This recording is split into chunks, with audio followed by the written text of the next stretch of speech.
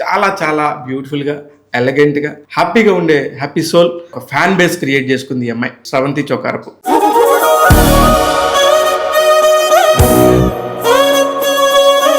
మీరు challenge face చేసిన సందర్భాలు వేళ మీద లెక్క పెట్టాను ఉన్నాయా, లెక్క పెట్టలేనని ఉన్నాయా? నేను రోజు నా జాబ్ని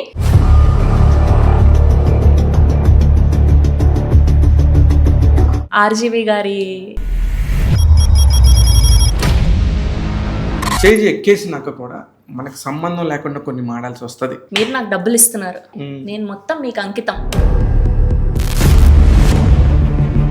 యాంకర్ అనగానే ఫస్ట్ సుమ గారు ఈజ్ అ లెజెండ్. అసలు ఆవిడని ఢీ కొట్టే వాళ్ళే లేరు, ఇంకా తర్వాత రారు కూడా నన్ను అడిగితే.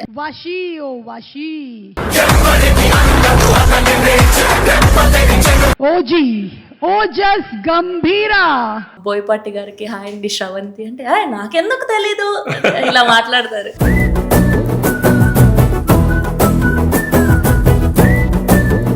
మీరు యాంకర్ అవ్వాలనే టాపిక్ అసలు ఎక్కడ స్టార్ట్ అయింది, నీ మదిలోకి అసలు ఎట్లా వచ్చింది? నేను ఊరు నుంచి వచ్చింది యాక్టర్ అవుదామని. స్టూడియో 1 అని, టాలీవుడ్ ఛానల్ అని, జెమినీ మ్యూజిక్ అని, మా మ్యూజిక్ అని, ఆ ఛానల్ ఈ ఛానల్, విసా టీవీ, అసలు సందు లేకుండా అన్ని చేశాను.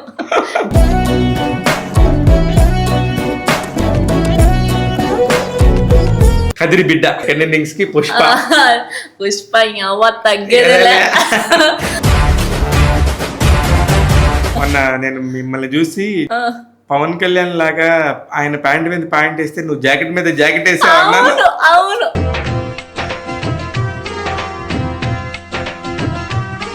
మీ అమ్మ నాన్న అలాగా అంత హ్యాపీ ఫీల్ అయ్యారు మీరు లవ్ మ్యారేజ్ అన్నప్పుడు?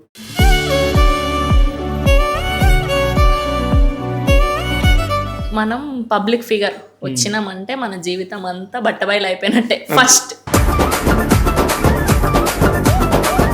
ఇంటర్వ్యూ సందర్భంగా చెప్తున్నా, ఎవరైతే మనల్ని ద్వేషిస్తున్నారో, ఎవరైతే మన మీద సెటైర్ వేసి వాళ్ళు ఎంజాయ్ చేయాలనుకుంటున్నారో ఆ టైం నీ మీద పెడుతున్నాడు.